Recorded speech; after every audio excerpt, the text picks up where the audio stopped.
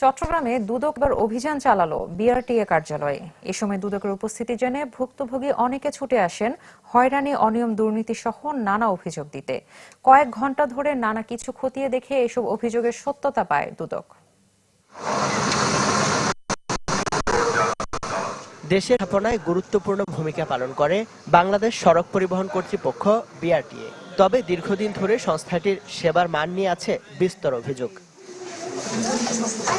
এসব অভিযোগ খতিয়ে দেখতে বুধবার দেশের ৩৫টি কার্যালয়ে একযোগে অভিযান চালায় দুদক।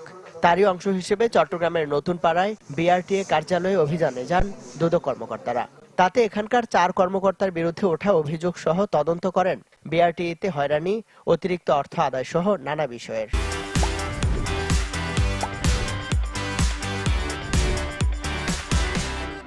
সহকারী পরিচালক রায়হান আক্তার অর্থী, আব্দুল মতিন সহকারী মোটরযান পরিদর্শক, আরেকজন হচ্ছে টিপু সুলতান উচ্চমান সহকারী এবং একজন হচ্ছে সহকারী রাজস্ব কর্মকর্তা সলিমুল্লাহ, আর একজন দালালের নাম এখানে এসেছে রুবেল। তাদেরকে আমরা জিজ্ঞাসাবাদ করেছি, তাদের ব্যক্তিগত তথ্য নিয়েছি এবং তাদের কার্যক্রমগুলো আমরা তদারকি করেছি।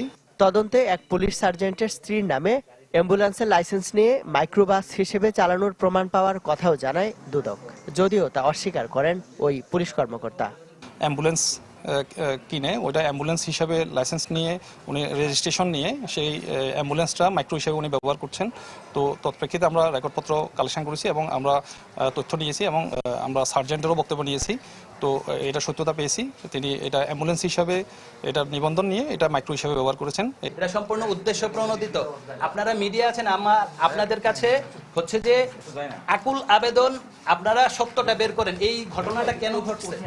দুদকের অভিযানের খবর পেয়ে ভুক্তভোগী অনেকে অভিযোগ জানান সেবা নিতে নানা হয়রানির বিষয়ে। হাইড্রোলিক ডাম্প ট্রাক, এই যে আপনার মাটি কাটে, যে মাটি ফেলে দেয়, হাইড্রোলিক ডাম্প ট্রাক ইম্পোর্ট করি। তাই এখন হাইড্রোলিক ডাম্প ট্রাকগুলি আমরা বিক্রি করছি কাস্টমারের কাছে। দীর্ঘ ৮-৯ মাস যাবত এই বিআরটি থেকে এই নাম্বার দিচ্ছে না। এখন কাস্টমারদেরকে আমরা নাম্বার দিতে পারতেছি, আমরা খুব এটা নিয়ে হ্যারাস ফিল করতেছি। না, টাকা, সব জিনিস টাকা লাগবে, টাকা ছাড়া হবে না, যেখানে যাবে না। এসব অভিযোগের বিষয়ে বিআরটিএ কর্মকর্তারা জানান, যাদের বিরুদ্ধে অভিযোগ উঠেছে তা তদন্ত করে ব্যবস্থা নেওয়া হবে। আর দালালদের দৌরাত্ম্য, হয়রানি সহ নানা অনিয়ম বন্ধে বিআরটিএ বর্তমানে অনেক তৎপর বলেও জানান তারা। চট্টগ্রাম বিআরটিএ সার্ভিস আগের চেয়ে অনেক ভালো হয়েছে, কারণ ওনারা আমাদের তথ্য নিয়েছে। তথ্য আমরা রেজিস্ট্রেশনে আমাদের কোনো পেন্ডিং নেই, মালিকানাতেও ধরতে গেলে 99% আমাদের কমপ্লিট। আর যেটা আছে মনে করেন 2-1 দিনের জমা যেটা থাকে সেটা ওনারা আমাদের সার্ভিসে যেটা আমরা দেই, এটা নিয়ে ওনারা সন্তুষ্ট। গাড়ির লাইসেন্স, ড্রাইভিং লাইসেন্স, নাম সংশোধন, রুট পারমিট সহ নানা সেবা নিতে প্রতিদিন হাজারো মানুষ আসেন বিআরটিএ কার্যালয়ে। ইমদাদুল হক, চ্যানেল 24, চট্টগ্রাম।